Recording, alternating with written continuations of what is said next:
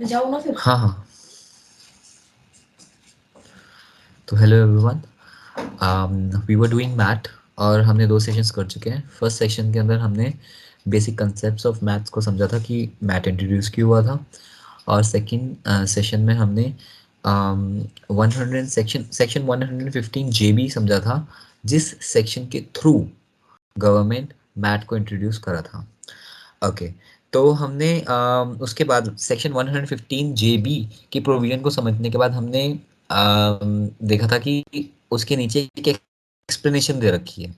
तो एक्सप्लेनेशन के अंदर कैलकुलेशन ऑफ बुक प्रॉफिट बताया था कि कैसे करना है। तो I hope you have already seen those two videos, और अगर आपने नहीं देखी है तो you can first watch those videos and उसके बाद you can continue from here. तो हम बुक प्रॉफिट की कैलकुलेशन में, तो लास्ट में पिछले सेशन के अंदर जो सबसे लास्ट में हमने टॉपिक पे छोड़ा था, उसको एक बार बस मैं यहाँ पे एक बार रिवाइज कर रहा हूँ और फिर देन वी विल स्टार्ट। तो हमने एक्सप्लेनेशन टू सेक्शन 115 जेबी देखा था। उसके अंदर क्या था? Calculation of book profit. तो हमने उसके अंदर क्या समझा था? देखिए, हमने कहा था कि जो बुक प्रॉफिट है, इसको कैलकुलेट करने के लिए कोई भी इस बुक प्रॉफिट की कोई डेफिनेशन नहीं दे रखी है एक्ट के अंदर, बट इसको कैलकुलेट करने का तरीका बता रखा है। इसकी कोई भी डेफिनेशन नहीं दे रखी है, इसको कैलकुलेट करने का तरीका बता रखा है, और वो सेक्शन 115 जेबी की एक्सप्लेनेशन में दे रखा है। इतनी सी बात है। इसका जो तरीका है वो फिक्स्ड है, उसका जो फॉर्मेट है वो फिक्स्ड है।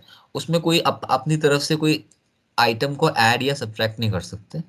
जो दे रखा है सिर्फ वो चीज़ को ही आपको ऐड करना है या सब्ट्रैक्ट करना है। तो इसका एक फिक्स फॉर्मेट है। तो अपने को वैसे तो जनरली इट इज़ एक्सपेक्टेड कि वो आप फॉर्मेट को याद कर लो, बट याद तो करना ही है, पर alongside will try to understand each point कि वो क्यों ऐड हो रहा है और क्यों सब्ट्रैक्ट हो रहा है। तो स्टार्टिंग पॉइंट क्या है, किसके अंदर ऐड करना है और किस में सब्ट्रैक्ट करना है। तो दे से कि आपको जो प्रॉफिट लेना है, जिस प्रॉफिट के अंदर आपको कुछ एडिशंस करने हैं और कुछ सब्ट्रैक्शंस करने हैं, वो प्रॉफिट आपका होना चाहिए profit as per companies act. Companies act के अंदर स्केड्यूल 7, तो उसके अंदर आपका statement of P and L account बनता है। उस पी एंड एल के अंदर जो प्रॉफिट आपका आता है सबसे लास्ट में, नेट प्रॉफिट, वहां से आपको शुरू करना है। तो this is the starting point. ये स्टार्टिंग पॉइंट है, आपको प्रॉफिट लेना है एज पर कंपनीज एक्ट। आपने वो प्रॉफिट ले लिया यहाँ पे। अब उसके अंदर आपकी एडिशंस हैं कुछ और कुछ सब्ट्रैक्शंस हैं। एडिशंस आपकी 15 एडिशंस हैं और सब्ट्रैक्शंस आपके 13 हैं। जब आप इस नेट प्रॉफिट के अंदर कुछ एडिशंस और सब्ट्रैक्शंस करते हो तो आपका आता है बुक प्रॉफिट। इस बुक प्रॉफिट का 15% बुक परसेंट इज मैट। तो ये आपका मैट आ जाता है। तो हमने दो एक चीज समझी थी, कि एक तो हमको जो टैक्स निकालना है वो निकालना है as per normal provisions of income tax act. As per the normal provisions of income tax act. और दूसरी चीज क्या निकालनी है? दूसरी चीज निकालनी है हमको बुक प्रॉफिट, और फिर उस बुक प्रॉफिट का निकालना है 15%। तो पहली चीज क्या निकाली? Tax. Tax as per income tax act. और दूसरी चीज क्या निकाली? Book profit. और वो बुक प्रॉफिट किसके अकॉर्डिंगली निकाला है हमने? Companies act. तो income tax as per income tax act and book profit as per companies act. फिर जो बुक प्रॉफिट आएगा इसके ऊपर 15% लेना है। फिर ये जो दो आइटम्स आ रहे हैं, income tax as per income tax act और 15% of book profit, whichever is higher, आपको गवर्नमेंट को पे करना है। ये मैं पिछले लेक्चर में बहुत अच्छे से पहले ही समझा दिया है कि why it is taken higher. ठीक है। तो जो ये 15% है, इसी को हमने एक टर्म दिया था कि इतना टैक्स तो गवर्नमेंट को चाहिए ही चाहिए। बोले तो ये आपकी मिनिमम एक्सपेक्टेशन है गवर्नमेंट की। कम से कम ये इच्छा करती है गवर्नमेंट कि आपने आपका एक्चुअल में प्रोविजंस के हिसाब से कितना टैक्स आ रहा है नहीं आ रहा है, हमको कम से कम इतना तो चाहिए। तो अगर आप कम से कम इतना चाहिए, अगर आपका जो एक्चुअल टैक्स बन रहा है इनकम टैक्स के हिसाब से वो कम बन रहा है, तो आप इतना तो दो। और अगर इससे ज्यादा बन रहा है तो आप ज्यादा ही टैक्स दो, क्योंकि ये मिनिमम एक्सपेक्टेशन है। ठीक है, तो ये दिस इज मैट, कि मिनिमम ऑल्टरनेट टैक्स। तो कभी भी दिमाग के अंदर आएगा कि मैट, तो मैट में पहली चीज दिमाग में यही आनी चाहिए कि 15% of book profit is MAT. फिर आप कंपेयर करोगे उसको, तो स्टेप है, मैट दिमाग में आएगा, first thing is 15% of book profit. और दूसरी चीज क्या है, फिर आप उसको कंपेयर करोगे with the tax of tax calculated as per income tax act, और फिर whichever is higher you have to pay. ठीक है, तो इसीलिए मैंने यहाँ पे लिखा 15% of book profit is MAT. और ये मैट ही होता है जिसके लिए हम कहते हैं कि इतना टैक्स तो गवर्नमेंट को चाहिए ही चाहिए। हो गई ये बात खत्म। ठीक है, ओके, हम अब आगे कंटिन्यू करते हैं, आगे क्या करना है हमने। ठीक है, तो मैंने एक चीज बोली थी कि जो अब इसके बाद जो क्वेश्चन आना चाहिए वो है कि अब ये एडिशंस क्या है और सब्ट्रैक्शंस क्या है। ये 15 एडिशंस हैं और 13 सब्सट्रैक्शंस हैं। तो अब ये समझ लो, तो आप यहाँ से बुक प्रॉफिट उठाओ, ये ऐड करो, ये सब्ट्रैक्ट करो, बुक प्रॉफिट आया 15% हायर पे, खत्म। इतनी बात है। ठीक है, तो अब हम एडिशंस को समझना चाहते हैं और सब्ट्रैक्शंस को समझना चाहते हैं।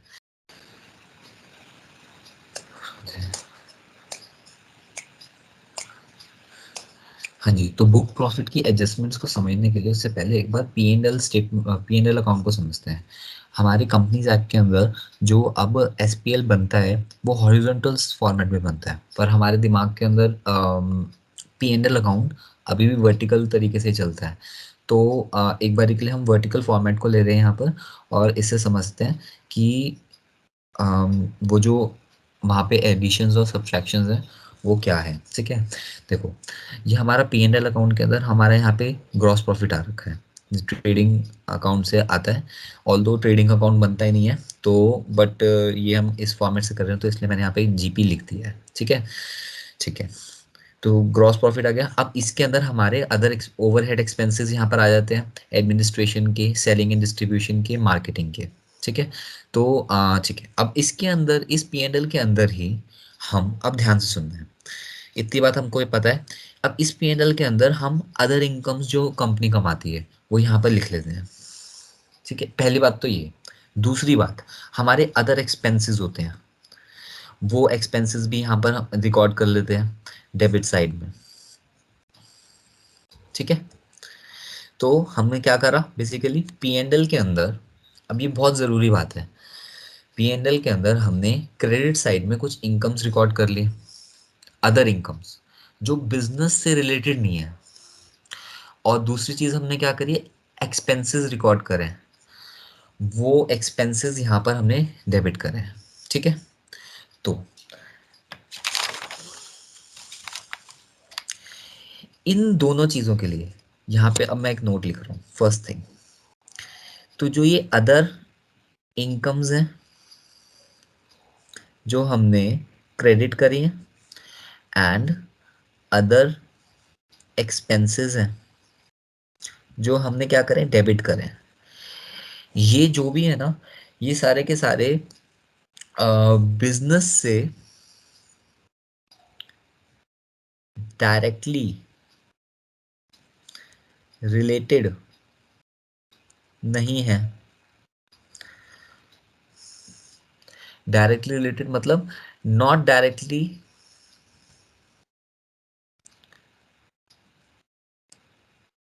Related to actual operations of business. For example, जो बिजनेस है वो आपका है टायर बनाने का, तो और आपने जो इनकम कमाई है वो कमाई है इन्वेस्टमेंट से या सेल ऑफ प्रॉपर्टी से, तो वो आपका बिजनेस का मेन ऑपरेशन नहीं है, वो एक इंसिडेंटल इनकम है या अदरवाइज इनकम है। तो इस केस के अंदर क्या हो रहा है कि आपने जो मेन इनकम कमाई है, सेल्स जो आपने रिकॉर्ड करी है वो आपने ट्रेडिंग अकाउंट के अंदर सेल्स रिकॉर्ड करी होगी, ठीक है।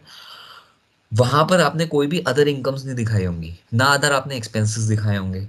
अब जो ये जो जीपी आ रहा है, ये जीपी के अंदर सिर्फ आपका वो इनकम है जो इनकम आपने एक्चुअली अपने अपने बिजनेस से कमाई है। अब इस आपने ओवरऑल कंपनी का प्रॉफिट निकालना है तो उसके अंदर आपने अदर इनकम्स को भी ऐड करना है, तो पीएनएल के अंदर हम अदर इनकम्स को ऐड करते हैं और उन इनकम से रिलेटेड एक्सपेंसेस होते हैं, उस एक्सपेंसेस को हम माइनस करते हैं, ठीक है। तो ये बात हो गई पहली चीज। तो दूसरी चीज, जब हम ये एंट्रीज डाल देते हैं इसके बाद हम एक चीज और करते हैं। क्या करते हैं? वो करते हैं हम कुछ एडजस्टमेंट एंट्रीज डालते हैं, ठीक है। एडजस्टमेंट एंट्रीज मतलब देखो, कुछ ऐसी एंट्रीज जो आपकी प्रोडक्शन से रिलेटेड नहीं है पर वो आपके प्रॉफिट को अफेक्ट करती हैं, ठीक है। तो पहले मैं लिख लेता हूँ फिर मैं एग्जांपल देता हूँ उसका। तो यहाँ पर हम कुछ एडजस्टमेंट एंट्रीज डालते हैं। एडजस्टमेंट एंट्रीज वो दोनों साइड हो सकती हैं, यहाँ पर भी हो सकती हैं, ठीक है। अब एडजस्टमेंट एंट्रीज के लिए भी नोट लिख लेते हैं एक दूसरा। एडजस्टमेंट एंट्रीज, पहली चीज कि ये भी this also does not relate to production, not directly related to business operations, ठीक है। पर इट अफेक्ट्स प्रॉफिट, क्योंकि अब ये यहाँ पर आ रही है तो प्रॉफिट पे तो अफेक्ट आता ही है। अच्छा, अब इसका एग्जाम्पल तो सुन लो। जैसे यहाँ पर जो अदर इनकम्स का एग्जाम्पल अगर आप लेना चाहते हो तो आप लिख सकते हो कि अभी मैं मैट की बात नहीं कर रही, मैं जनरल बात कर रहा हूँ। ये नोट्स हम सिर्फ कंसेप्ट को समझने के लिए लिख रहे हैं, ठीक है। तो अभी मैं जो पॉइंट्स यहाँ पर एग्जांपल दूंगा, ज़रूरी नहीं है कि ये यही एडिशंस हैं या सब्ट्रैक्शंस हैं। हम एक नॉर्मल बात को समझने की कोशिश करें कि बिजनेस के अंदर जो बिजनेस का प्रॉफिट होता है, बिजनेस से अर्न करा हुआ प्रॉफिट, जैसे टायर टायर कंपनी हमारे एग्जाम अगर हम एग्जांपल लें तो टायर बिजनेस से अपने हमने जो प्रॉफिट कमाया वो ट्रेडिंग पीएनएल से अपना ये ग्रॉस प्रॉफिट आ गया। अब ओवरऑल कंपनी कंपनी का प्रॉफिट निकालने उसमें हमने अदर इनकम्स भी ऐड कर दिए जो कि हमारे डायरेक्टली बिजनेस से रिलेटेड नहीं है। अगर आप अपनी कंपनी का मेमोरेंडम ऑफ एसोसिएशन या आर्टिकल ऑफ एसोसिएशन देखोगे तो उसके अंदर जो ऑब्जेक्ट क्लॉज दे रखा है, उस ऑब्जेक्ट क्लॉज के अंदर आपके ये इंसिडेंटल बिजनेसेस नहीं है। उस वहाँ पे सिर्फ एक ऑब्जेक्ट क्लॉज है, क्या कि अपन टायर बनाएंगे। पर आपने ऑब्वियसली सरप्लस मनी था तो आपने कुछ इन्वेस्टमेंट करी या सेल ऑफ करा कुछ, तो और भी बहुत कुछ, तो उस वजह से आपकी अदर इनकम्स भी अग्रू हुई होंगी और कुछ अदर एक्सपेंसेस भी हुए होंगे। तो वो है तो कंपनी के, इंसिडेंटल है ऑल्दो, तो वो आपको पीएनएल के अंदर दिखाने पड़ते हैं। और दूसरी चीज आपको कुछ एडजस्टमेंट एंट्री डालनी पड़ती है। अभी एडजस्टमेंट एंट्री बताता हूँ, तो यहाँ पर लिख लो इंटरेस्ट इनकम, लिख लो इंटरेस्ट इनकम या कैपिटल गेन्स एक्सेट्रा, ठीक है। दूसरी चीज, एडजस्टमेंट एंट्रीज क्या क्या होते हैं। अब एडजस्टमेंट एंट्रीज के एग्जांपल हो जाएंगे जैसे कि प्रोविजंस फॉर बैड डेट, है ना, या फिर आपने क्रिएशन ऑफ रिजर्व्स एसेट्रा, ठीक है, अदर प्रोविजंस, ठीक है। तो ये आप डालते हो भाई, प्रोविजन बनाते हो तो प्रोविजन की एंट्री भी तो भाई पीएनएल से डालते हो, ठीक है ना। तो आपने वो एडजस्टमेंट एंट्रीज भी कुछ डालते हो। डेप्रिसिएशन तो खैर इधर आ जाएगा, पर तो आप ये एंट्रीज डालते हो, ठीक है। कूल। तो अपने को ये बात समझ में आ गई क्या, कि बिजनेस का बिजनेस को चलाने से जो प्रॉफिट है और अदर इनकम्स, इन दोनों में फर्क है। GP is representing the income from from main business activities, and other income and expenses are incidental income and expenses. And third thing is adjustment entries. कुछ adjustment entries होती हैं जैसे provisions की और other, अभी हम पढ़ेंगे उसके बारे में। ठीक है, ये बात समझ में आ गई।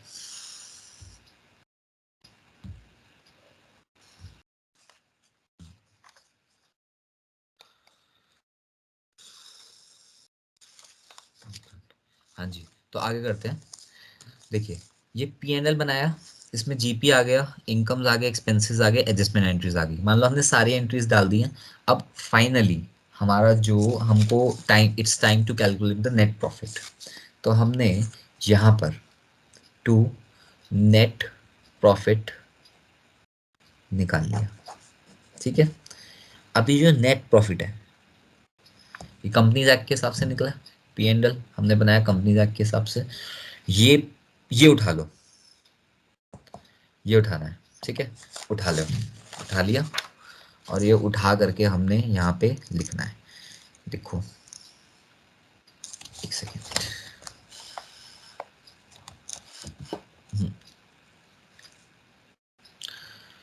Net profit as per companies act, ये आ गया।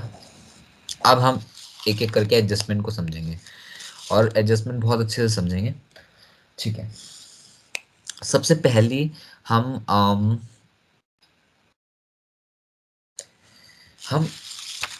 देखो, मैंने जो सारी एडजस्टमेंट्स है ना, उसको दो पार्ट में सेग्रीगेट करा है फॉर अंडरस्टैंडिंग। ठीक है, क्या, कैसे कैसे?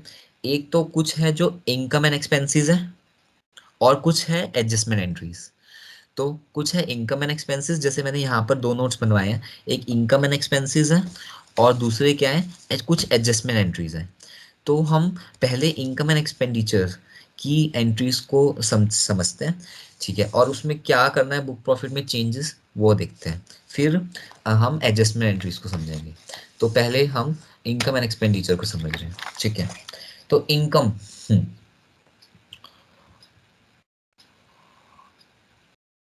हाँ जी, ठीक है। अब एक बात समझिए, P&L, मेरी कंपनी है टायर बनाने की। ठीक है, अब बस सुनते जाइए, बहुत अच्छे से समझ में आ जाएगा सारी बातें। मेरी कंपनी है टायर बनाने की। ठीक है, बट टायर बनाने के साथ साथ में मैंने अपना मैंने एक ट्रस्ट खोल रखा है। क्या खोल रखा है मैंने? ट्रस्ट, चैरिटेबल इंस्टीट्यूट खोल रखा है। ठीक है, खोल रखा है, कोई झंझट नहीं है। अब हुआ क्या उस के अंदर, कि चैरिटेबल इंस्टीट्यूट के अंदर हम ऑर्फनेज चला रखा है, ओल्ड एज होम चला रखा है फॉर एग्जांपल। उस उसके एक्टिविटीज के थ्रू हमने कुछ इंसिडेंटल इनकम अर्न कर लिया है। और आपने अगर चैरिटेबल इंस्टीट्यूट का पढ़ा होगा चैप्टर, तो उसके अंदर आपने देखा होगा कि इंसिडेंटल इनकम्स आर अलाउड कुछ परसेंटेज तक, सर्टेन परसेंटेज तक। ठीक है, तो आपने इंसिडेंटल इनकम कमा ली। अब इनकम तो इनकम है, तो वो P&L में तो आनी चाहिए, क्योंकि हमारे ही अंडर वो पूरे ट्रस्ट चल रहा है कंपनी के। तो हमने क्या करा होगा कि उसकी इनकम को अदर इनकम्स में हो सकता है दिखा रखा हो। अब ध्यान से सुनना मेरे वर्ड्स को, हो सकता है दिखा रखा हो। अब बोलो, आप सोचोगे ये इस बात में मैं फोकस क्यों कर रहा हूँ? ठीक है, हो सकता है दिखा रखा हो, ये बताता हूँ क्यों फोकस कर रहा हूँ मैं इस बात पर।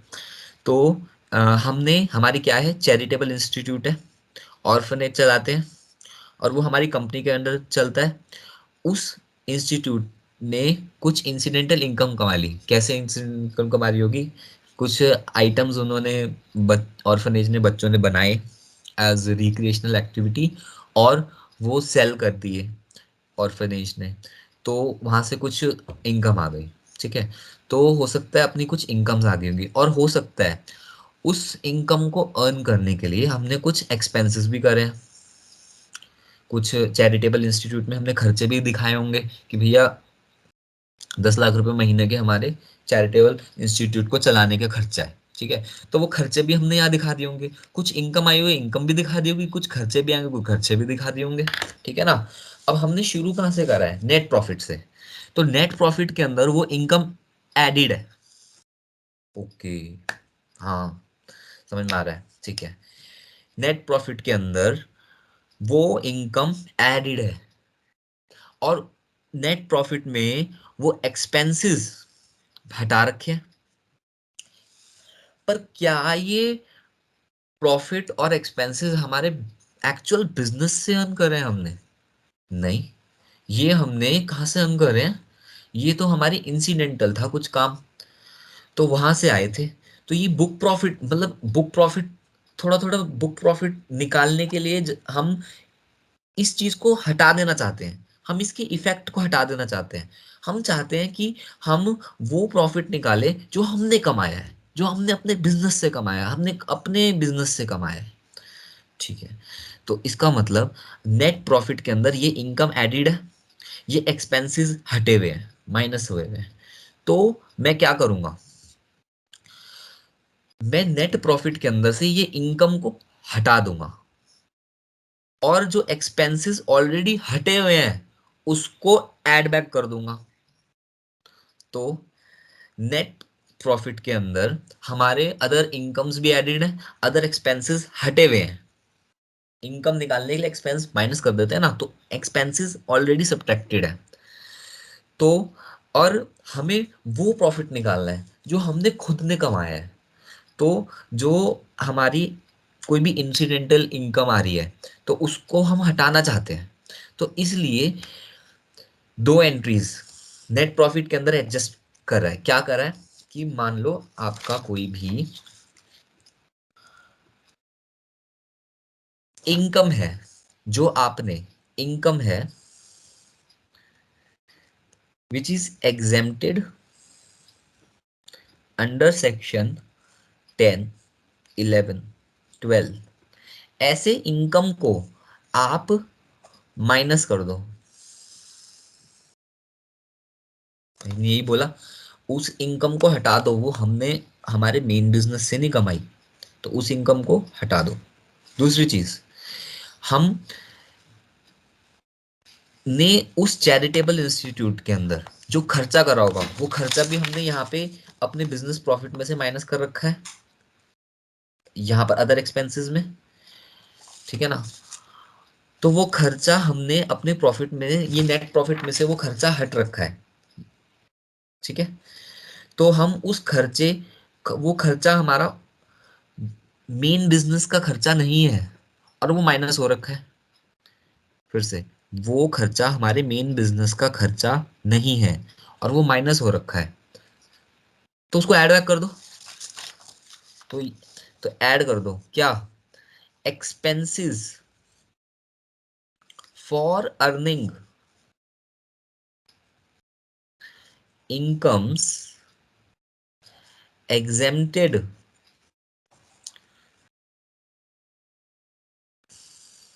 Under section 10, 11 and 12। ठीक है, तो हमने दो एंड, अब देखिए, तो दो एंट्रीज तो हमारी ये हो गई। ठीक है, तो अब अपन जो ये एडजस्ट बुक प्रॉफिट के अंदर कुछ एडिशंस कर रहे हैं और कुछ सब्ट्रैक्शंस कर रहे हैं, उसमें से दो, एक सब्ट्रैक्शन और एक एडिशन यहाँ पे हो गए।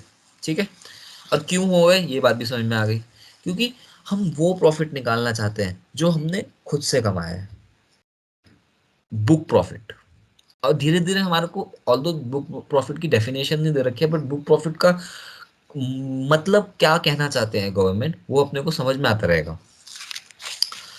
ठीक है, अब हम आगे की एंट्रीज और एडजस्टमेंट्स को समझते हैं, और एडजस्टमेंट्स में क्या दे रखा है। ठीक है, अभी हम, अच्छा मैं फिर से हल्की सी एक बात बोल दूं, हमने ग्रॉस प्रॉफिट के अंदर अदर इनकम्स ऐड करे थे और अदर एक्सपेंसेस माइनस करे थे। एक तो ये पॉइंट था, और दूसरा पॉइंट था कुछ एडजस्टमेंट एंट्रीज थी, जो दूसरा पॉइंट था। ठीक है, तो अभी हम इनकम एंड एक्सपेंसेस को कर रहे हैं। उसमें से पहला हमने क्या करा है, चैरिटेबल इंस्टीट्यूट वाला से याद कर लो, क्योंकि आपको पता होगा, सॉरी मैं ये बोलना भूल गया, बिकॉज आई अज्यूम्ड कि आपको पता होगा कि सेक्शन 10, 11 एंड 12 जो आपका होता है that is charitable institutes, trusts. ठीक है, तो यहाँ पे दैट इज क्लियर। तो charitable institutes institutes and trusts. ठीक है, ये हो गया। अब हम आगे के पॉइंट पढ़ते हैं। इनकम एंड एक्सपेंडिचर के अंदर ही हम अभी बात कर रहे हैं। ठीक है, दूसरी चीज एक्सपेंसेस। अच्छा, मेरी कंपनी है और वो कंपनी क्या बनाती है? टायर्स। ठीक है, टायर्स बनाती है। हमने अपने अंडर ही अपने वर्कर्स के लिए हमने एक एसोसिएशन बनाया। क्या बनाया? एसोसिएशन बनाया, एसोसिएशन ऑफ पीपल, पर्सन्स। तो एसोसिएशन ऑफ पर्सन बनाया किसका? अपने वर्कर्स का। तो उसमें क्या हुआ कि उस एसोसिएशन ने भी काम करा होगा, एक्टिविटीज करी होंगी अपने अंडर, और उस एक्टिविटीज के थ्रू उन लोगों ने भी कुछ इनकम्स को कमा लिया होगा।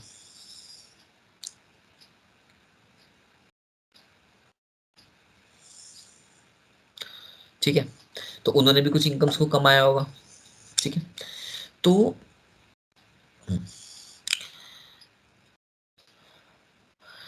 उन्होंने कुछ इनकम्स को कमाया होगा, तो वो इनकम्स भी हो सकता है हमने यहाँ पर इनकम, अदर इनकम्स में दिखा रखी हूँ। और उस एओपी बीओआई के लिए हमने कुछ खर्चा भी करा होगा, तो हो सकता है वो खर्चा भी हमने यहाँ पर दिखा रखा हो, तो वो हम यहाँ से हटा देंगे। अच्छा, तो एक बार ये भी लिख लेते हैं फटाफट, छोटे से 2 पॉइंट्स हैं, ये भी हो जाएंगे। तो माइनस कर दिया income earned from AOP BOI, plus, और प्लस करना है एक्सपेंसेस को for earning income from AOP BOI. तो ये हो गया आपका दूसरा पॉइंट, एओपी बीओआई का। अच्छा, अब आप बोलोगे कि यार ये हमने यहाँ पे अपन इसको हटा क्यों रहे हैं? देखो,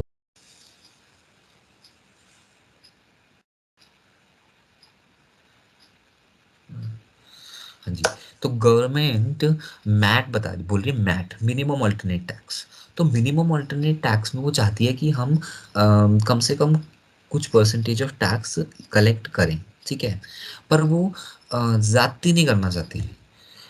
ज्यादती नहीं करना चाहती मतलब, सी, आपकी कंपनी के अंदर एक एनजीओ चल रहा है, उस एनजीओ से कुछ इनकम आई होगी। अब जो प्रॉफिट आपने लिया है वो नेट प्रॉफिट लिया है for the calculation of book profit, तो उसके अंदर वो इनकम भी आ गई होगी, और वो इनकम जनरली एग्जेम्प्ट होती है। क्योंकि वो जनरली एग्जेम्प्ट होती है, और अगर वो इसके अंदर इंक्लूड हो गई और इसके अंदर इंक्लूड होगी तो बुक प्रॉफिट के अंदर नेट, क्योंकि हम ये लेते हैं, अगर ये कोई एडजस्टमेंट एंट्री नहीं डली, मान लो कुछ एडिशन नहीं करा, कुछ सब्ट्रैक्शन नहीं करा, तो इसके अंदर वो आ जाएगा अमाउंट चैरिटेबल इंस्टीट्यूट से जो हमने अर्न करा है, और उसके ऊपर 15% लग जाएगा, उस अमाउंट पे भी 15% लग जाएगा। और जिस इनकम के ऊपर गवर्नमेंट टैक्स नहीं लेना चाहती, जो उन्होंने एग्जेम्प्ट कर रखा है, उसके ऊपर भी टैक्स आ जाएगा। तो क्योंकि उसके ऊपर भी टैक्स आ जाएगा, इसलिए उन्होंने बोला कि इस नेट प्रॉफिट में से वो इनकम हटा दो। और सिर्फ इनकम मत हटाओ, उससे रिलेटेड खर्चे भी हटा दो, क्योंकि आपने इनकम हटा दी तो अब आप उससे रिलेटेड खर्चे भी हटा दो। Similarly on the same line, AOP BOI का जो टैक्स रेट्स है वो बहुत हायर देन कंपनीज होते हैं। If you have studied that chapter, तो उसके अंदर मोस्टली एमएमआर के ऊपर ही टैक्स लगता है। ठीक है, अगर किसी भी पार्टनर, किसी भी मेंबर की इनकम बेसिक एग्जेम्पशन लिमिट से ज़्यादा हो, तो वो आप उस चैप्टर में पढ़ोगे तो आपको समझ में आ जाएगा। तो एओपी बीओआई की जो इनकम है वो ऑलरेडी बहुत हायर टैक्स रेट्स पे टैक्स हो रही है। ठीक है, तो अब गवर्नमेंट क्या करेगी, अगर मान लो आपने उस इनकम को यहाँ पे नेट प्रॉफिट में ले लिया, तो उसके ऊपर 15% टैक्स लग जाएगा। तो होगा क्या कि जब when the same income can be taxed on higher rates, वो इधर कम रेट पे टैक्स हो जाएगी। और एओपी बीओआई की जो इनकम है वो AOPBI के हैंड में टैक्सेबल होती है, तो वो कंपनी के हैंड में टैक्सेबल नहीं करना चाहते। इसलिए फॉर दीज टू रीजंस, एक तो वहां पे टैक्स रेट ज्यादा है और वो वही टैक्स हो जाता है वहां पे, AOPBI के हाथ में ही टैक्स हो जाता है। तो फॉर दैट रीजन इस नेट प्रॉफिट में से उसके इनकम को भी हम हटा दे हैं कि वो वहां पर ही टैक्स होने दो। ठीक है, और क्योंकि इनकम हटा दी तो उससे रिलेटेड खर्चे भी हटा दिए। तो हमने दो पॉइंट करे, एक चैरिटेबल इंस्टीट्यूट का, एक AOPBI का। चैरिटेबल इंस्टीट्यूट को इसलिए हटाया क्योंकि चैरिटेबल इंस्टीट्यूट की जो इनकम होती है वो एग्जेम्प्ट होती है, और इसके अंदर आ जाएगी तो उसके ऊपर 15% टैक्स लग जाएगा। तो उसकी इनकम हटा दी, एक्सपेंसेस हटा दिए। दूसरी बात कि हमने AOPBI की जो इनकम होती है वो उसी के हाथ में हायर रेट पे टैक्सेबल होती है, और उसके हाथ AOPBI के हैंड में ही टैक्सेबल होती है। तो क्योंकि वो वहां पर उसके हाथ में टैक्सेबल होती है, हायर रेट पे टैक्स होती है, तो इसलिए हमने यहाँ से उसकी इनकम को हटा दिया, क्योंकि हम ये 15% तो मिनिमम ऑल्टरनेट टैक्स निकाल रहे हैं, और क्योंकि उसकी इनकम को हटा दिया तो उसके एक्सपेंसेस को भी हमने हटा दिया। ये दो बात समझ में आ गई। ठीक है, तो यही बोलते बोलते अपने चार पॉइंट हो गए। दो हमारे सब्ट्रैक्शंस के पॉइंट हो गए और दो एडिशन के पॉइंट हो गए, और हमने जो बाइफरकेट करा था वो करा था income and expenditure and adjustment entries. तो अब अभी हम इनकम एंड एक्सपेंडिचर्स के ऊपर ही बात कर रहे हैं। ठीक है, अब हम आगे का पॉइंट पढ़ते हैं। तो ऐसे ही अब आ जाता है पॉइंट। मैं पहले एक सिंपल पॉइंट और बता देता हूँ, फिर उसके बाद थोड़ा सा हल्का सा ट्रिकी पॉइंट लेंगे।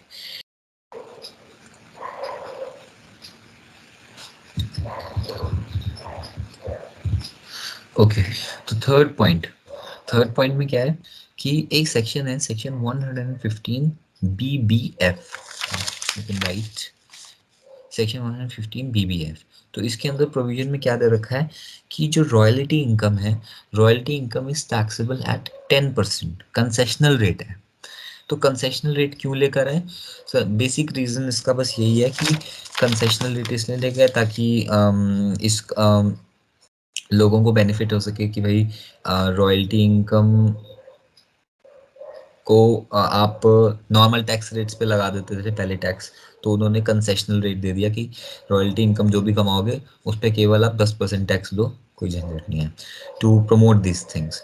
तो वो चाहते हैं कि इंडिया के अंदर रॉयल्टी डेवलप, लोग नई नई चीज़ें बनाएं, पेटेंट्स बनाएं, उसको दें, तो उसके ऊपर जो रॉयल्टी इनकम करें। तो टू प्रमोट दिस थिंग उन्होंने 10% का टैक्स रेट लगाया। ठीक है, अब मान लो एक एक हाथ पे तो वो बोलते हैं कि रॉयल्टी इनकम इज टैक्सेबल है 10%, और दूसरे हाथ पे वो ये बोले कि रॉयल्टी इनकम को आप P&L में दिखा दो, ये अदर इनकम में दिखा दो, और फिर क्या करो, नेट प्रॉफिट में डाल दो, नेट प्रॉफिट में आ जाएगा, और नेट प्रॉफिट के ऊपर फिर वो 15% टैक्स मैट का वो ले लेंगे। तो वो कहेंगे कि लोग कहेंगे हम तो ठगे गए, आपने एक तरफ तो बोला कि 10% टैक्स, कोई झंझट नहीं, और दूसरी तरफ मैट लगा दिया। अब मैट लगा दिया तो वो अदर इनकम्स के अंदर आ जाएगा, अदर इनकम्स में आ जाएगा तो नेट प्रॉफिट में आ जाएगा, नेट प्रॉफिट में आ जाएगा तो 15% उस इनकम पे भी लग जाएगा। तो इन शॉर्ट आपका जो 10% लगना था वो 15% लगने लग जाएगा। तो लोग तो रिवॉल्ट कर देंगे, क्योंकि ऐसा प्रोविजन आप फिर लेके ही क्यों आए? What was the purpose? कोई पर्पस नहीं है। तो फॉर दैट रीजन उन्होंने क्या करा कि उन्होंने बुक प्रॉफिट की कैलकुलेशन के अंदर उन्होंने बोला कि भैया आप एक काम करो कि जो आपकी इनकम है, जो कि आप की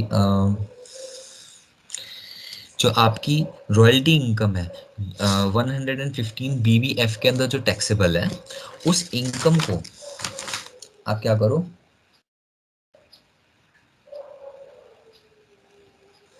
ठीक है ना, उस इनकम को आप हटा दो। तो इनकम, कौन सी income? Royalty which is taxable at 10%। तो ये तो हटा दो, माइनस कर दो, क्योंकि इसके ऊपर हम 10% लगा देंगे ना। और क्योंकि आपने इनकम हटाई तो अब इससे रिलेटेड खर्चे भी हटा दो। ठीक है, और खर्चे हटाने का मतलब ये होता है कि खर्चे ऑलरेडी नेट प्रॉफिट निकालने के लिए माइनस कर रखे हैं, प्रॉफिट निकालने के लिए खर्चे माइनस कर रखे हैं। तो खर्चे हटाने का मतलब है कि जो आपने एक्सपेंसेस माइनस कर रखे हैं उसको ऐड बैक करो। तो इसलिए यहाँ पे हम ये expenses related to royalty income, ठीक है, अंडर सेक्शन 115 बी ये हमने ऐड कर दिया। तो ये तीसरा पॉइंट हो गया, 115 बी एफ। तो भाई अब ये दो पॉइंट्स और आपके ऐड हो गए, ठीक है, ये दो पॉइंट्स और आपके ऐड हो गए, तो हमारे टोटल कुल मिलाकर के 6 पॉइंट्स हो गए, ठीक है। तो टोटल हमारे 15 एडिशंस है, 15 सब्ट्रैक्शंस हैं, उसमें से 6 हो चुकी हैं। और हमने जो अपने अंडरस्टैंडिंग के लिए बाइफर्केशन बना रखी है वो हमने इनकम एक्सपेंडिचर और एडजस्टमेंट एंट्रीज। तो अ, अभी हम इनकम एंड एक्सपेंडिचर्स के पॉइंट्स की बात कर रहे हैं, उसमें हमने 3 बात कर ली है। एक तो ये चैरिटेबल इंस्टीट्यूट एंड ट्रस्ट की, एक एओपी बीओआई वाले की, और एक सेक्शन 115 बीबीएफ की। अब इस सेक्शन 115 बीबीएफ समझ में आ गया। उन्होंने ये बोला कि जो टैक्सेबल 10% के ऊपर है उस पर आप 15% टैक्स लगा दोगे, तो इसलिए उन्होंने उसको इनकम को हटा दिया नेट प्रॉफिट में से, और उससे रिलेटेड एक्सपेंसेस को ऐड बैक कर दिया। अब हम इनकम एंड एक्सपेंडिचर का एक और पॉइंट पढ़ते हैं, ठीक है, वो क्या है, ठीक है, देखिए, फॉरेन कंपनीज। तो फॉरेन कंपनीज का क्या होता है, फॉरेन कंपनीज को इंडिया के अंदर अ, बोलते हैं कि आप इंडिया में इन्वेस्ट करो पैसा, आप इंडिया में इन्वेस्ट करो, ताकि हमारा फॉरेन एक्सचेंज रिजर्व्स बढ़े, इंडिया में इन्वेस्टमेंट बढ़े, क्योंकि अपने पास स्किल्स हैं पर पैसा नहीं है। तो वो कहते हैं कि पैसा आप इन्वेस्ट करो, तो वो फॉरेन कंट्रीज वाले बोलते हैं भैया हम क्यों इन्वेस्ट करें, आपके टैक्स रेट इतने ज़्यादा हैं। ये आपके इंटरनेशनल टैक्सेशन का पार्ट में, आपको अगर आपने कर रखा है तो आपको बेटर समझ में आएगा, नहीं तो मैं थोड़ा सा तो ट्राई कर ही रहा हूँ। तो वो बोलते हैं कि हम आपकी कंट्री में क्यों इन्वेस्ट करें, आपके टैक्स रेट्स बहुत ज़्यादा हैं। तो गवर्नमेंट ने उनको ल्योर करने के लिए कि you should invest in India, उन्होंने उनके लिए कंसेशनल रेट्स निकाल रखे हैं, for royalty, for interest, for fees, for technical services. तो उन्होंने उनके लिए उनको और भी बहुत सारे कंसेशनल रेट्स हैं for foreign country companies, non resident foreign individuals, उन सब के लिए, ठीक है। तो बहुत सारे कंसेशनल रेट्स दे रखे हैं, ठीक है। तो वो बोलते हैं कि कंसेशनल रेट्स इतने कम कम है, 5%, कहीं कहीं पे 10%। तो सेम कंसेप्ट, जो इनकम आप अदरवाइज 10% के ऊपर टैक्स कर रहे थे, और अब उस इनकम को आपने, क्योंकि फॉरेन कंपनीज के ऊपर भी मैट लगता है, तो उन्होंने भी अपने अदर इनकम्स के अंदर फॉर एग्जांपल दिखा रखा होगा इंटरेस्ट। अब मैं एक एग्जांपल लेता हूँ,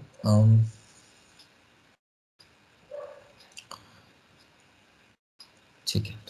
तो फॉर एग्जांपल उनका इंटरेस्ट, कोई इंटरेस्ट इनकम है, उस इंटरेस्ट इनकम के ऊपर 5% का वो क्या लेते हैं टैक्स, इंडिया वालों ने एप्लीकेबल कर रखा है कि आप फॉरेन कंपनी, अगर आपने इंडिया के अंदर कुछ इन्वेस्ट करा और उस इन्वेस्टमेंट से आपको कुछ इंटरेस्ट इनकम रिसीव हुई, तो उस इंटरेस्ट इनकम के ऊपर आप केवल 5% टैक्स दे दो।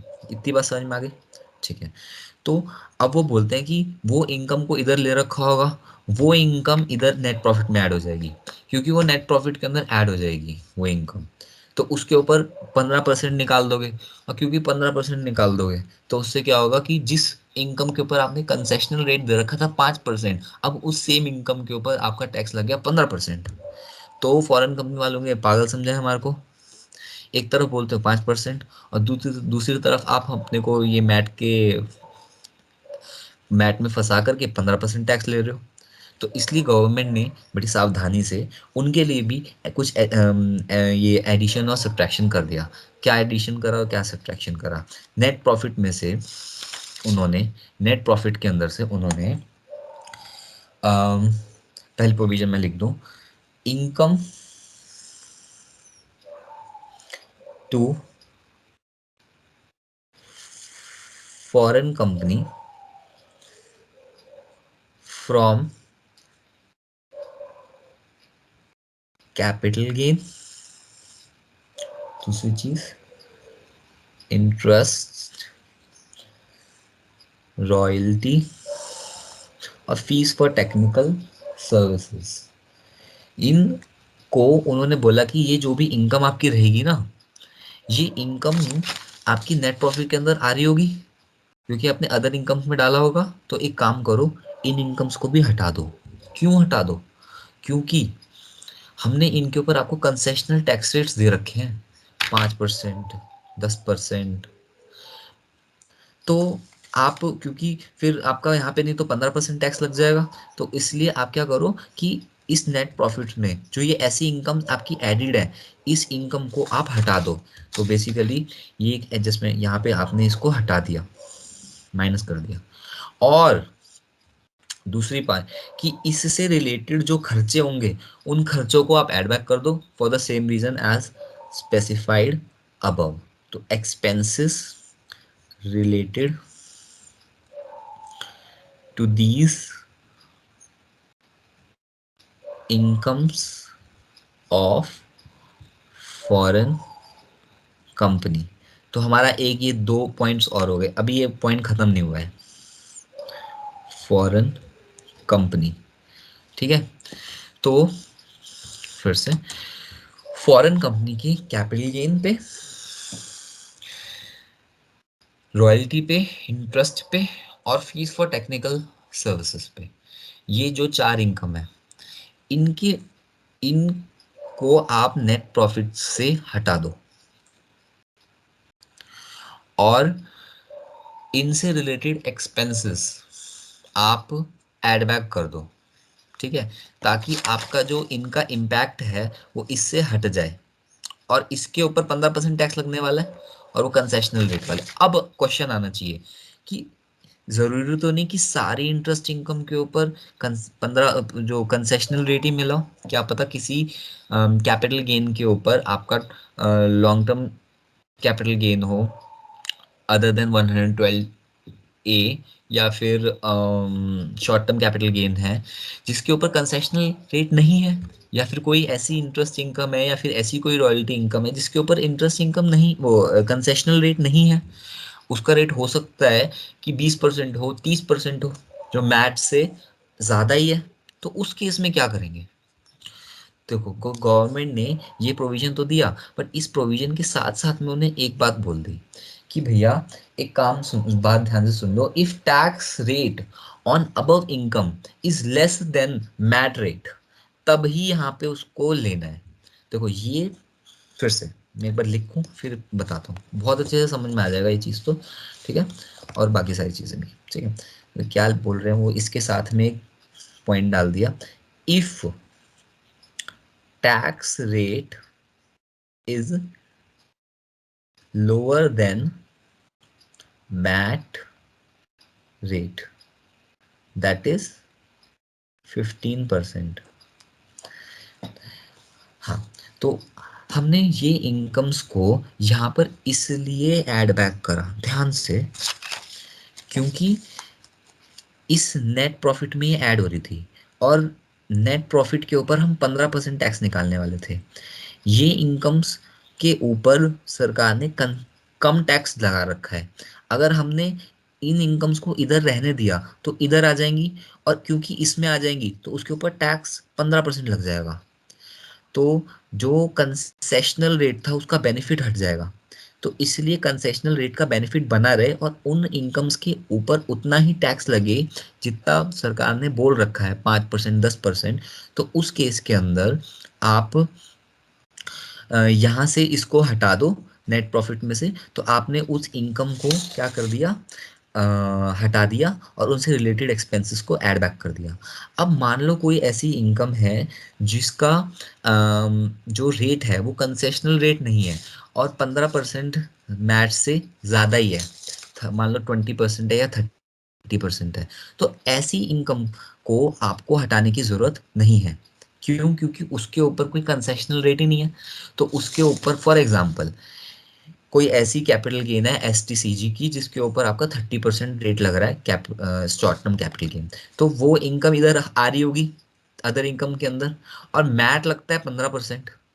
तो अगर वो इनकम इधर आ रही है और वो नेट प्रॉफिट में भी आ जाएगी, तो उसके ऊपर जो टैक्स लगेगा मैट के अंदर वो सिर्फ 15% लगेगा।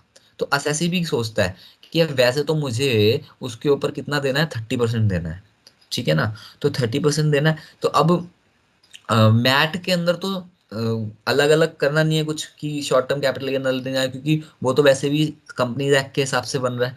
तो वो इनकम के ऊपर अदरवाइज 30% टैक्स बनता है, पर क्योंकि मैट अप्लाई हो रहा है और अलग अलग से कोई इनकम निकालनी नहीं है, यहाँ का प्रॉफिट उठाना है, तो सीधा उसके ऊपर 15% लेना है। तो जहां जिस इनकम के ऊपर वो 30% टैक्स बनता, मैट की वजह से उसके ऊपर सिर्फ 15% आएगा। तो असेसी का फायदा ही है। नुकसान तो उसका जब था जब उस इनकम के ऊपर सिर्फ 5% टैक्स लगना था और आप मैट के चक्कर में 15% लगा रहे हो, तो उसको गुस्सा आता है कि भगवान क्या कर रहे हो, 5% बोल के 15% मांगते हो। पर क्योंकि इनकम टैक्स के अंदर आप अगर शॉर्ट टर्म कैपिटल गेन निकालो तो उसके ऊपर अलग अलग सबकी टैक्स रेट्स लगते हैं, तो वहां तो बट इस केस के अंदर यहाँ पे तो सारी इनकम्स आ जाती हैं और नेट प्रॉफिट के ऊपर सीधा सीधा 15% निकालना है। तो जिस इनकम के ऊपर 30% टैक्स लगना था, उस इनकम के ऊपर क्या हो गया, सिर्फ 15% टैक्स लग रहा है। तो असेसी भी खुश है। तो ऐसी इनकम को नहीं हटाना, तो इसीलिए उस प्रोविजन के साथ में उन्होंने क्या लिखा है, इफ यहाँ पे इसको तभी माइनस करना है जब tax rate is lower than 15%। जब 15% से कम है, इसका मतलब कंसेशनल रेट पर है, तो उसको हटा दो, उसको कम पे टैक्स करने दो। बट अगर रेट ज्यादा ही है ना, तो मतलब 30% है फॉर एग्जाम्पल, तो उसको इसी में रहने दो, क्योंकि असेसी का फायदा ही एक तरीके से आप देखो 30% टैक्स की जगह उसको केवल 15% ही टैक्स, जो मिनिमम अल्टरनेट टैक्स है उसमें सिर्फ उसका 15% ही आएगा। तो ऐसी इनकम जिसके ऊपर 15% से टैक्स ज्यादा है, उसको हमें माइनस नहीं करना और ना उनसे रिलेटेड एक्सपेंसेस को अपने को ऐड बैक करना। And I hope this point is very much clear to everyone now.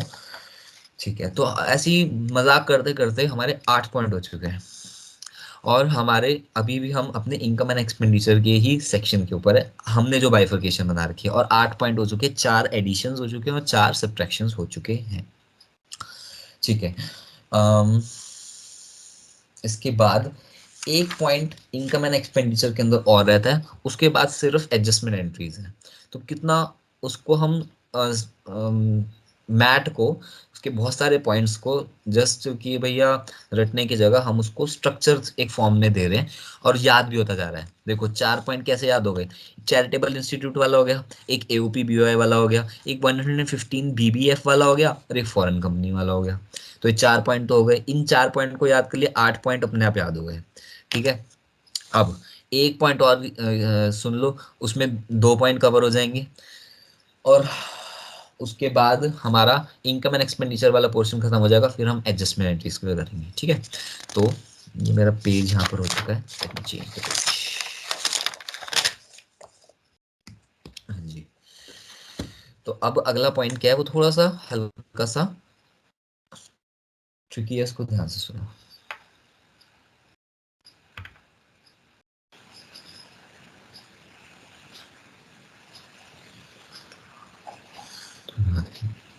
Yes. तो लास्ट पॉइंट को समझने से पहले एक बिजनेस ट्रस्ट को समझते हैं क्या होता है। इंडिया के अंदर क्या होता है कि बहुत बड़े बड़े कैपिटल प्रोजेक्ट्स होते हैं, तो उनको आप क्या, जैसे कि एयरपोर्ट बनाना है, ब्रिज बनाना है, टोल बनाना है, हाईवेज बनाने हैं, पोर्ट्स बनाने हैं, तो ये कुछ कंपनीज ऐसे प्रोजेक्ट्स को अंडरटेक करती हैं। अब उस केस में क्या होता है कि बहुत सारे इन्वेस्टर्स होते हैं जो उस कंपनी के अंदर पैसा लगाते हैं।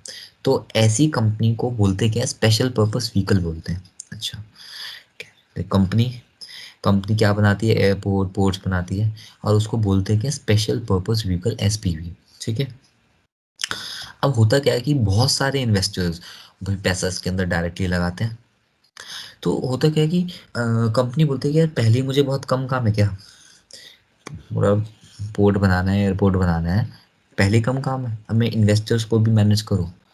तो एक कंसेप्ट जो कि सिंगापुर में डेवलप हुआ था, वो इंडिया के अंदर वो लेकर के आए।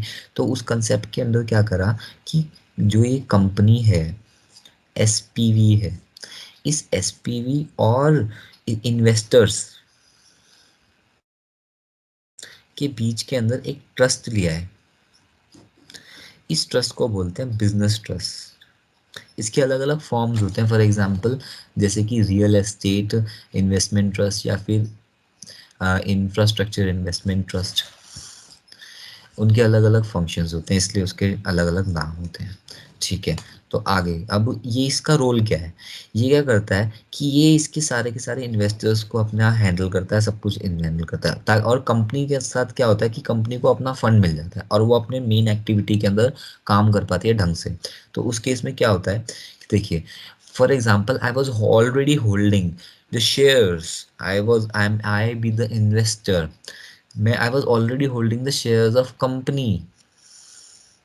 तो मैं क्या करूंगा, जब ये बिजनेस ट्रस्ट बीच में आ जाएगी ना, तो मैं अपने शेयर्स को इसको दे दूंगा, शेयर्स ऑफ एसपीवी। और ये बिजनेस ट्रस्ट इन रिटर्न हमको क्या दे देगी, अपने यूनिट्स, यूनिट्स दे देगी। ठीक है, तो बेसिकली इसको अपना फंड्स मिल गए और इसके शेयर्स अब बिजनेस ट्रस्ट के पास है और बिजनेस ट्रस्ट ने अपने यूनिट्स दे दिए। तो ये कंसेप्ट होता है। अब जे इन्वेस्टर के पास यूनिट्स आते हैं, शेयर्स जाते हैं और यूनिट्स आते हैं। तो फॉर एग्जांपल मैंने जब शेयर्स खरीदे थे कंपनी के पहले, तो उस वक्त उसकी मान लो मैंने फेस वैल्यू के ऊपर रिकॉर्ड करा या फिर मार्केट वैल्यू जो भी थी, तो मैंने उसको रिकॉर्ड करा। मान लो उस वक्त मैंने जब रिकॉर्ड करा तो वो 10 लाख रुपए के थे। तो मेरी बुक्स के अंदर तो जो शेयर्स की वैल्यू आ रही है तो वो आ रही है 10 लाख रुपए। अब मैंने जब ये शेयर्स दे दिए तो उसके रिटर्न में मुझे यूनिट्स मिले, और जो ये यूनिट्स हैं, मान लो ये जो यूनिट्स इशू हुए ये लेटेस्ट डेट पे अपडेट मिले हैं, और इनकी जो मार्केट वैल्यू है फॉर एग्जांपल, तो वो मेरी मार्केट वैल्यू ऑफ यूनिट्स है, फॉर एग्जांपल अभी 8 लाख है। प्रोजेक्ट स्लो चल रहा है, उसकी वजह से उसकी वैल्यू कम होगी फॉर एग्जांपल। तो मेरे को क्या हो रहा है यहाँ पर, मेरे को हो रहा है लॉस 2 लाख का। बट क्या ये मेरा एक्चुअल लॉस है? क्वेश्चन मेरा ये है कि क्या ये मेरा एक्चुअल लॉस है? नहीं, ये मेरा एक्चुअल लॉस नहीं है। तो इस लॉस को क्या नाम दूं? इस हाँ, ठीक है, समझ गए। इस लॉस को मैं क्या नाम दूं? तो इस लॉस को मैं नोशनल लॉस नाम दे देता हूँ, क्योंकि ये मेरा एक्चुअल लॉस नहीं है। क्या? एक्चुअल लॉस नहीं है ये, मैं इसको नोशनल लॉस बोलूंगा। नोशनल मतलब हमारा माना हुआ, हम बहुत चीजें मान लेते हैं। वैसे ये भी मान लिया हमने कि ये हमारा लॉस हो गया, ऑल्दो अभी एक्चुअल में नहीं हुआ। एक्चुअल लॉस कब होता है? जब मैं ये जो मेरे को यूनिट्स मिले हैं, यूनिट्स मिले हैं ना, इन यूनिट्स को मैं सेल कर दूंगा। और मान लो जब मैं ये सेल करूंगा तो मेरे को मान लो 6 लाख मिले। तो मैंने खरीदे कितने में थे? मान लो मैंने जितने में खरीदे थे उतने में बुक में रिकॉर्ड कर रखे थे, ये मेरा एक्चुअल प्राइस था। तो 10 लाख में खरीदे और 6 लाख में बेचे, तो ये मेरा जो लॉस हुआ है ना 4 लाख का, ये मेरा एक्चुअल लॉस है भाई। क्या ये मेरा एक्चुअल लॉस है? हाँ जी, ये मेरा एक्चुअल लॉस है। पर यहाँ पे तो मुझे शेयर्स की जगह यूनिट्स मिल गए, और जो उसकी वैल्यू के अंदर चेंज आया उसकी वजह से मुझे लॉस हुआ तो है, पर अभी तो सिर्फ किताबों में लॉस हुआ है, और उसको बोलते हैं नोशनल लॉस। जब मैं इन यूनिट्स को बेच दूंगा तो मेरा होगा एक्चुअल लॉस। ठीक है, ठीक है। तो इस फैक्टर को भी गवर्नमेंट ने कंसिडर करा, तो उन्होंने बोला कि एनी नोशनल लॉस। ठीक है, अच्छा अब आप पहले मैं पॉइंट बताने से पहले मैं एक चीज और बोलूं, ठीक है।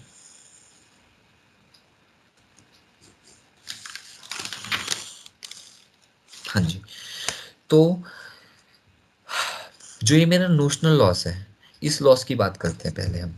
दो लॉस हमारे यहाँ पर आ रहे हैं, एक हमारा ये नोशनल लॉस है और एक ये हमारा एक्चुअल लॉस है। ठीक है, अच्छा, अब आप बोलोगे पहले कि भैया इसका लॉस ही हो सकता है क्या?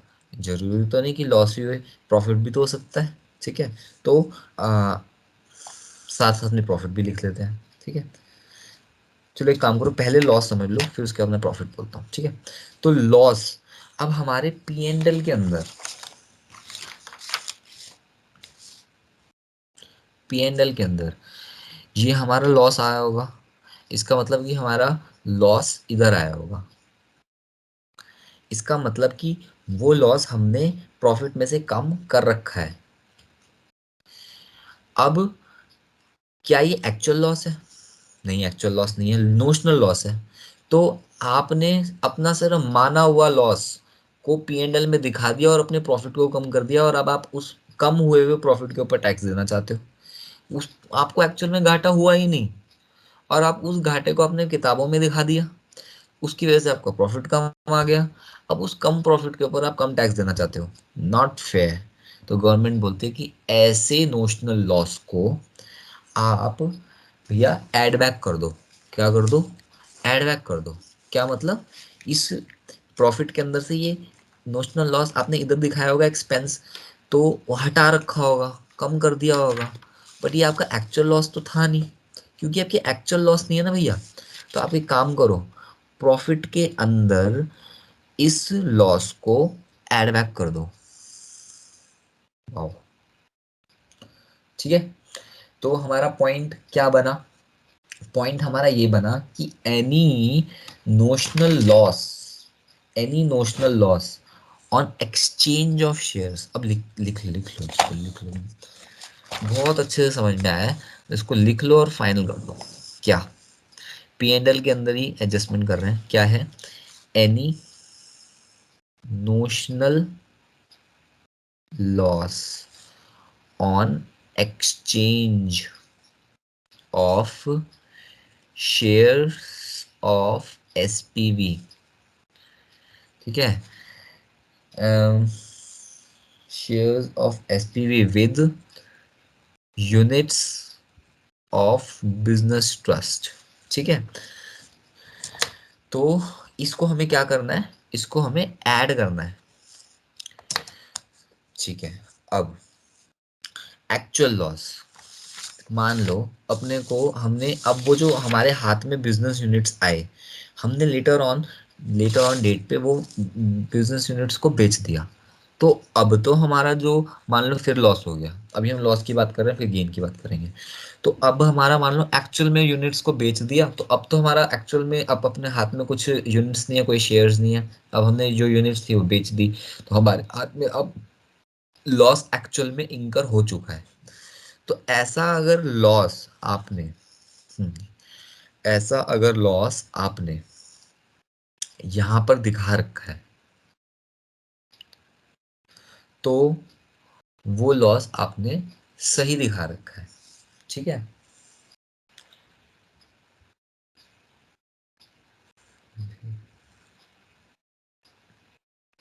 यस।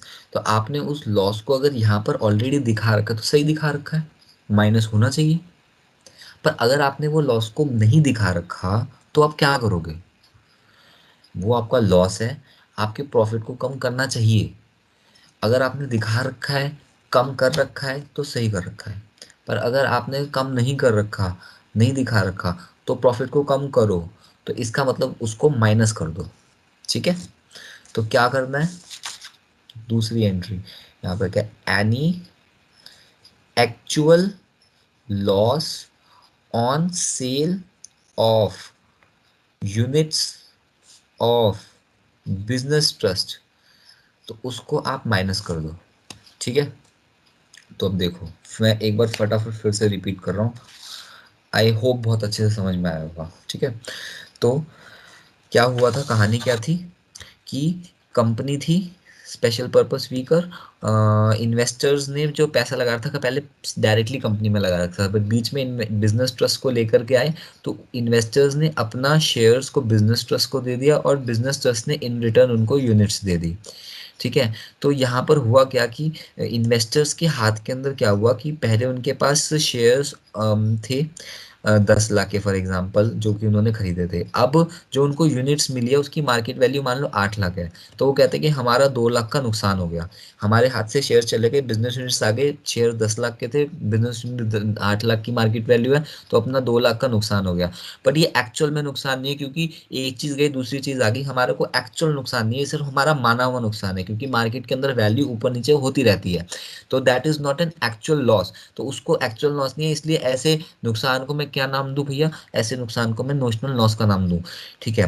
फिर लेटर ऑन अगर मान लो मेरा मूड ऐसा हो गया कि चलो ठीक है छोड़ो, बिजनेस ट्रस्ट की जो यूनिट्स मेरे हाथ में है इसको भी बेच के खत्म करो, मुझे कुछ नहीं चाहिए, फिर जब मैं इन यूनिट्स को भी, जो मेरे हाथ में यूनिट्स आई हैं उन यूनिट्स को भी मैं सेल कर दूंगा, है ना, तो मान लो मैंने उसको बहुत और भी कम में बेच दिया, तो मेरा एक्चुअल में अब मेरे हाथ में ना यूनिट्स है ना शेयर्स है, तो अल्टीमेटली मेरे को एक्चुअल लॉस हो गया, लॉस हो गया, अब मुझे लॉस हो चुका है। ठीक है। तो वो मेरा लॉस हो गया 4 लाख। तो अपने दो दो आ गए, जब हमने एक्सचेंज करा तो हमारा नोशनल लॉस हुआ है, और जब हमने एक्चुअल में बिजनेस यूनिट्स को बेच दिया तो हमारा एक्चुअल लॉस आया। तो उस केस के अंदर जो नोशनल लॉस आया उसकी ट्रीटमेंट क्या करनी है कि any notional loss on exchange of shares of SPV with the units of B business trust, तो ये हमारा एक्चुअल में लॉस नहीं है, और इस लॉस को हमने इस एक्सपेंडिचर के अंदर यहाँ पर दिखा रखा होगा, क्योंकि हमने अपने प्रॉफिट को कम कर दिया होगा। तो प्रॉफिट कम होना नहीं चाहिए, क्योंकि एक्चुअल लॉस नहीं है, नोशनल लॉस है, तो इसलिए प्रॉफिट को बढ़ा दो। बढ़ाने प्रॉफिट को कैसे बढ़ाओगे, ऐड कर दो। तो इसको तो अपन ने यहाँ पर ऐड कर दिया है। अब मान लो जब लेटर ऑन बिजनेस यूनिट्स को सेल कर दिया, तो उस केस में क्या हो रहा है हमारे साथ कि बिजनेस यूनिट्स में एक्चुअल में अपने को लॉस हो गया, तो ये तो एक्चुअल लॉस है। तो अगर मान लो आपने इस एक्चुअल लॉस को यहाँ पर अदर एक्सपेंसेस यहाँ पे लॉस को दिखा रखा है, तो क्योंकि लॉस को आपने ऑलरेडी नेट प्रॉफिट में से कम कर रखा है तो सही करा है, अब आपको और कुछ नहीं करना। पर अगर मान लो आपने नहीं कर रखा, तो उस केस के अंदर आपको नेट प्रॉफिट में से उस लॉस को माइनस करना है। तो क्या कर रहा है, any actual loss on sale of units of business trust, तो जो लॉस होगा उसको आप क्या कर दोगे, सब्ट्रैक्ट कर दोगे। ठीक है। अब दूसरी बात, मान लो मेरा यहाँ पे नोशनल लॉस की जगह नोशनल गेन आ रहा है। ठीक है। और दूसरी चीज क्या हो सकती है, मेरा यहाँ पे एक्चुअल लॉस की जगह एक्चुअल गेन आ रहा है, तो अब मैं उस केस में क्या होगा, ठीक है, तो उस केस में क्या होगा कि notional gain on exchange of shares of SPV with units of business trust। तो उस केस में अब क्या होगा, देखो कि आपका नोशनल गेन है, इसका मतलब है कि ये एक्चुअल गेन नहीं है, आपके पास एक्चुअल में कोई एक्स्ट्रा पैसे आए नहीं है, बट ये सिर्फ एक माना हुआ गेन है। मार्केट की वैल्यू बढ़ जाती है कभी कभी, तो मान लिया। अब मान लो उसी इनकम को अगर आपने इधर दिखा रखा है, इनकम के अंदर दिखा रखा है, तो वो क्या होगा, तो इनकम आपकी इन्फ्लेटेड है, टैक्स ज़्यादा आ जाएगा, तो उसके लिए गवर्नमेंट कहती है कि आपका एक्चुअल गेन नहीं है, इसको हटा दो यहाँ से, इसको क्या कर दो, हटा दो यहाँ से। तो उस केस में क्या होगा कि आपका नेट प्रॉफिट को हम कम कर देंगे, उतने इनकम से कम कर देंगे, क्योंकि इनकम एक्स्ट्रा दिखा रखी है उसका कोई फायदा नहीं। तो उस नेट प्रॉफिट को कम कर दो, उस इनकम को हटा दो। तो ऐसे नोशनल गेन को आपको माइनस करना है। क्या करना है, माइनस करना है। दूसरी चीज क्या करनी है, हमें एक्चुअल गेन, है ना, तो यहाँ पे नोशनल लॉस था और नोशनल गेन, एक्चुअल लॉस था, अब यहाँ पे नोशनल गेन और हम एक्चुअल गेन की बात कर रहे हैं। तो एक्चुअल गेन में क्या होगा, इसका मतलब एक्चुअल गेन कब होगा, on sale of business trust units, है ना। तो अब आपने जो यूनिट्स थी उसको बेच दिया, अब जो आपने बेच दी यूनिट्स, तो अब आपके हाथ में ना कैश है, ना ना सॉरी ना शेयर्स है ना यूनिट्स है, तो कुछ भी तो नहीं है, तो एक्चुअल में आपका गेन हो चुका है। तो अगर आपने वो इनकम के अंदर आपने इधर दिखा रखा है, तो सही कर रखा है भैया, दिखा रखा है, आपको कुछ करने की जरूरत नहीं, क्योंकि आपने इनकम आपने कमाई और आपने यहाँ पे दिखा दी। पर अगर मान लो आपने ऐसी इनकम को नहीं दिखा रखा, तो उस केस के अंदर पता है क्या होगा, उसके अंदर आपका नेट प्रॉफिट है वो उतने अमाउंट से कम आ रहा है, क्योंकि आपने वो इनकम नहीं दिखाई। तो ये जो नेट प्रॉफिट है वो कम आ रहा है, तो नेट प्रॉफिट उतना बढ़ा दो, क्योंकि वो आपका एक्चुअल में गेन हो चुका है। तो नेट प्रॉफिट के अंदर एडजस्टमेंट क्या होनी चाहिए, प्लस होना चाहिए। ठीक है ना, तो बस सीधी सी बात है, यहाँ पे ये हो जाएगा प्लस। बात समझ में आ गई। ठीक है। तो हमारे देखो हमने फटाफट एक बार ब्रश ब्रश अप कर लो। ठीक है। हमने ये यहाँ से पढ़ना शुरू करा था कि एडजस्टमेंट्स, ठीक है। तो हमने सबसे पहले तो चैरिटेबल इंस्टीट्यूट की दो एडजस्टमेंट्स कर ली, ठीक है। उसके बाद हमने एओपी बीओआई की दो एडजस्टमेंट्स कर ली। उसके बाद हमने सेक्शन 115 बीबीएफ की दो एडजस्टमेंट्स कर ली। फिर फॉरेन कंपनी की दो एडजस्टमेंट्स कर ली। इसके बाद हमने बिजनेस ट्रस्ट की चार एडजस्टमेंट्स करी हैं। क्या करिए? चार एडजस्टमेंट्स। देखो, चार एडजस्टमेंट्स में नोशनल गेन की, नोशनल लॉस की, एक्चुअल गेन की और एक्चुअल लॉस की, ठीक है। ठीक है, तो जो ये दो नोशनल गेन और नोशनल लॉस है ना, ये तो मेरी एडजस्टमेंट एंट्रीज है। क्या है? देखो, जो, हाँ, तो जो नोशनल, हाँ जी, तो ये जो मेरी नोशनल गेन और लॉस है ना, ये तो मेरी एडजस्टमेंट एंट्रीज है। तो मैं जो एडजस्टमेंट एंट्रीज की बात कर रहा था ना, तो दो एडजस्टमेंट एंट्रीज भी हमने पढ़ लिया अब, ठीक है। और जो हमारा एक्चुअल गेन है और लॉस है, ये हमारा वो हमने जो अपने समझने के लिए बाइफरकेशन बनाई थी इनकम और एक्सपेंडिचर की, ये उसके दो आइटम्स हैं, ठीक है। तो एक्चुअल गेन तो आपका एक्चुअल में इनकम है, या फिर एक्सपेंडिचर मतलब लॉस आपका एक्चुअल लॉस है, तो वो तो ये उसके दो पॉइंट्स हो गए। और जो ये नोशनल गेन और नोशनल लॉस है, ये सिर्फ एक एडजस्टमेंट एंट्री है। अब आपको एडजस्टमेंट एंट्री समझ में आ रही होगी कि मेरा कहने का मतलब क्या था, कि ये एक्चुअल में लॉस नहीं है, बट आपने जस्ट अपनी बुक्स को एडजस्ट कर दिया as per the market, as per accounting standards, और एज पर इंड एस, और as per any other law. तो आपने सिर्फ अपनी कुछ एडजस्टमेंट्स करी हैं, उससे भी प्रॉफिट ऊपर नीचे हो जाता है, इसलिए उसकी एडजस्टमेंट्स को भी हमारे को ध्यान देना है। तो ठीक है, अब तो ये हमारी दो इनकम एंड एक्सपेंडिचर के और कोई पॉइंट्स नहीं है, अब हमारी सिर्फ एडजस्टमेंट एंट्रीज है, और एडजस्टमेंट में भी हमने दो कर लिए हैं। तो मैं एक बार फिर से बोल दूं, बुक प्रॉफिट हमने समझना शुरू करा एक्सप्लेनेशन टू सेक्शन 115 जेबी। उसके अंदर हमने पहले चार चीजें पढ़ी। पहली चीज क्या पढ़ी?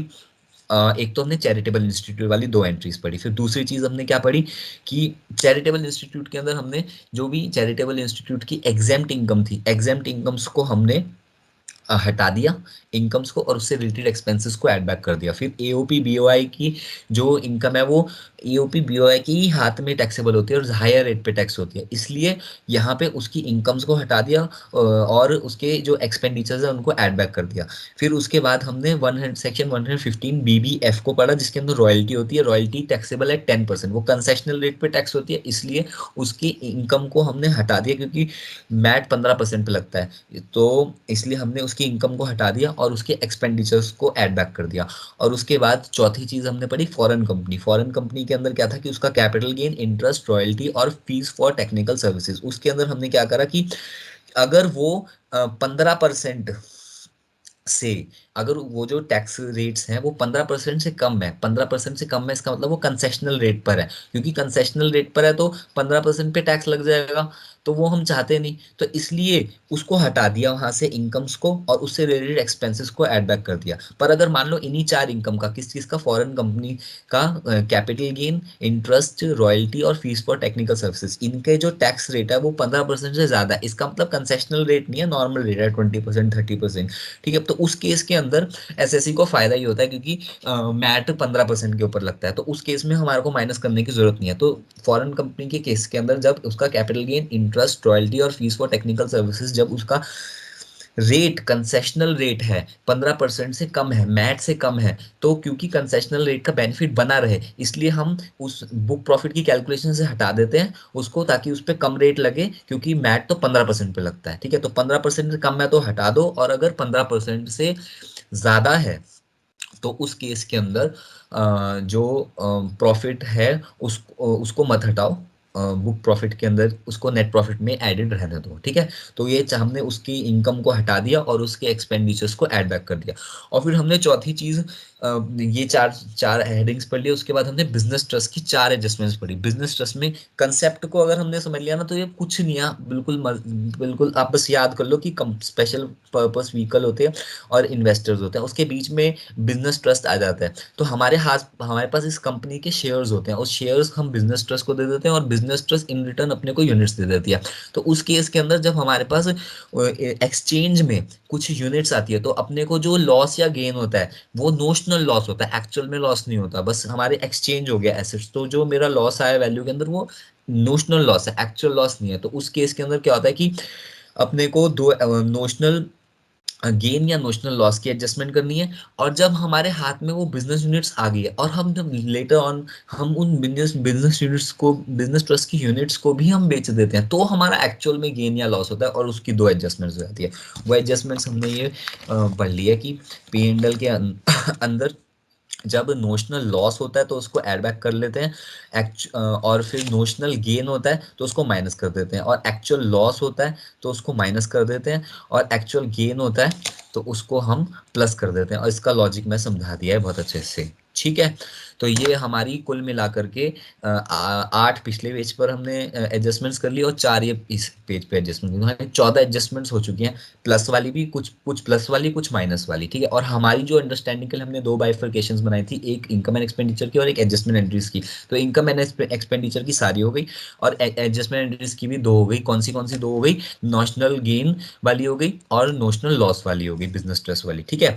तो अब हमारे कितने पॉइंट्स रह गए? टोटल हमारे 15 और 13 पॉइंट थे, इसका मतलब हमारे टोटल 28 पॉइंट थे, और 28 पॉइंट में से हमने 14 पॉइंट कर लिए। अब बचे बाकी 14 पॉइंट्स, कुछ एडिशंस के, कुछ सब्ट्रैक्शन के, सारे एडजस्टमेंट एंट्रीज हैं। अब ये सारे के सारे मैं नेक्स्ट लेक्चर में कराऊंगा। ऑलरेडी ये लेक्चर बहुत लंबा हो चुका है, ऑलमोस्ट मेरे ख्याल से घंटे भर का हो चुका होगा। तो इसको अच्छे से समझो और रिवाइज करो सारी पॉइंट्स को, ठीक है। ये और हम अगले लेक्चर के अंदर बाकी बचे हुए 14 पॉइंट्स को ख़त्म करते हैं, और उसके बाद फिर क्वेश्चंस करेंगे, ठीक है। Okay, thank you for watching, और take care and see you in the next lecture.